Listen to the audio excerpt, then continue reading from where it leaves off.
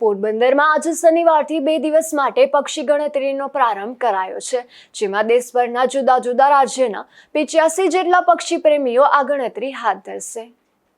Bird conservation society Gujarat દ્વારા Porbandar one વિભાગ સાથે મળી સતત ચોથા વર્ષે પક્ષી ગણતરીનું આયોજન કરવામાં આવ્યું છે, જેનો ઉદ્ઘાટન સમારોહ તારીખ 1 ફેબ્રુઆરી શનિવારે બિલા કોલોનીમાં આવેલ લક્ષ્મી નારાયણ મંદિર ખાતે યોજાયો હતો. आज की जो कार्यक्रम है वो कैसा है और इसमें क्या खासियत है? आज हम जो पोरबंदर का वाटरफॉल्स का पॉपुलेशन एस्टिमेशन एक्सरसाइज एनुअली किया जाता है, उसका 4th एडिशन के इनॉग्रेल सेशन में आज हम सब लोग इकट्ठा हुए और हर साल की तरह इस साल भी bird conservation society of Gujarat, Saurashtra chemicals and forest department मिलकर इस एक्सरसाइज को कर रहे हैं. ये एक्सरसाइज 2 दिन चलेगी, आज और कल फॉरेस्ट डिपार्टमेंट के द्वारा वर्ल्ड वेटलैंड डे की सेलिब्रेशन भी कृषि विज्ञान केंद्र खापट में की जाएगी, जिसमें एक अवेयरनेस प्रोग्राम और वेटलैंड कंजर्वेशन के बारे में एक सेमिनार भी ऑर्गेनाइज किया गया है. सर, ये जो गणतरी है वो कैसे की जाती है? उसको डिफरेंट जोन्स में डिवाइड कर दिया जाता है और वॉलंटियर्स जो हैं स्पॉटिंग स्कोप, बाइनोकुलर्स यूज़ करके वहाँ पे जाते हैं.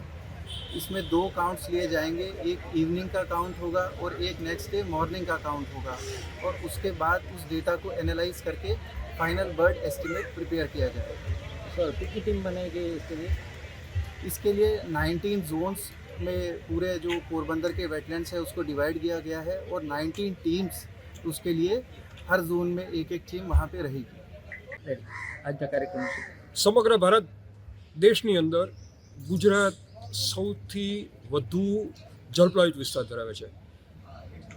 ગુજરાતનો લગભગ 23% વિસ્તાર, દેશનો 23% જેટલો જળપ્લાવિત વિસ્તાર ગુજરાતમાં આવેલો છે. આ સંદર્ભની અંદર પોરબંદરનું સ્થાન બહુ અગત્ય છે.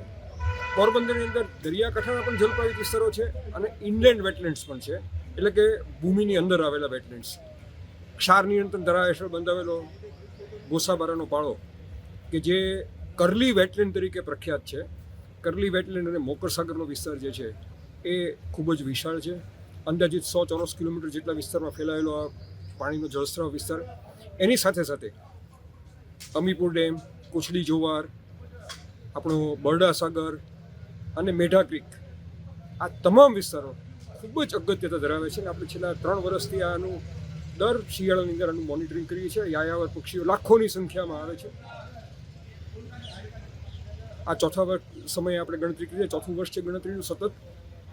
અને આ સમયે આ વર્ષે દેશના વિવિધ ભાગોમાંથી, એટલે કે કર્ણાટકા, મહારાષ્ટ્ર, ગોવા વગેરે રાજ્યોમાંથી 18 જેટલા પાર્ટિસિપન્ટ્સ અને કુલ 76, કે જેની અંદર પોરબંદર પ્રોપરના તે 16 જેટલા વોલન્ટિયર્સ છે જે ગણતરી કરી રહ્યા છે. અને આ કાર્યક્રમ વન વિભાગના સહયોગથી, એમના સપોર્ટથી ગુજરાત પક્ષી સંરક્ષણ મંડળ દ્વારા આપણે આયોજિત કરી રહ્યા છીએ. મને આશા છે કે પોરબંદર ખૂબ જ જલ્દી આંતરરાષ્ટ્રીય દરજ્જો પામશે. મોકરસાગર વેટલેન્ડ અથવા તો જેને ગોસાબારા વેટલેન્ડ અથવા કરલી વેટલેન્ડ કહીએ, એ બહુ ઝડપથી, મારી મહેચ્છા છે કે તે રામસર સાઇટ, એટલે કે આંતરરાષ્ટ્રીય અગત્યતા ધરાવતા જળપ્લાવિત વિસ્તારોમાં તેનું સ્થાન મળે. મારી જાણ મુજબ ગુજરાત સરકાર દ્વારા અંદાજિત 200 કરોડ રૂપિયા આસપાસનો વિસ્તાર ખર્ચોના હશે. મોકરસાગરનો એક પ્રવાસન સ્થળ તરીકે વિકસાવવા માટે પ્રોજેક્ટ અમલમાં મુકાઈ રહ્યો છે. દ્વારકા અને સોમનાથ વચ્ચે આવતો આ વિસ્તાર અતિ અગત્યનો છે અને પ્રવાસીઓ માટે પણ એ આકર્ષણનું કેન્દ્ર બનશે. અહીંની પક્ષી જીવસૃષ્ટિની વિવિધતા, અહીંના પેણ, પેલિકન, ફ્લેમિંગો, જેને આપણે કદાચ ગુલાબી નગરી કહીએ, પિંક સિટી તરીકે પણ જે છે એ પ્રખ્યાત પામશે તેવી મને આશા છે. Thank you. આ કાર્યક્રમમાં દેશભરના જુદા જુદા રાજ્યોમાંથી 85 જેટલા પક્ષી પ્રેમીઓ જોડાયા છે, જેમાં 19 જેટલી ટીમો બનાવી વિવિધ જળપ્લાવિત વિસ્તારોમાં પક્ષી ગણતરી કરવામાં આવશે, તેમ મોકરસાગર વેટલેન્ડ કમિટીના પ્રમુખ ડોક્ટર ધવલ વારગિયાએ જણાવ્યું હતું. અશોક થાનકી, ગુજરાત ન્યૂઝ, પોરબંદર.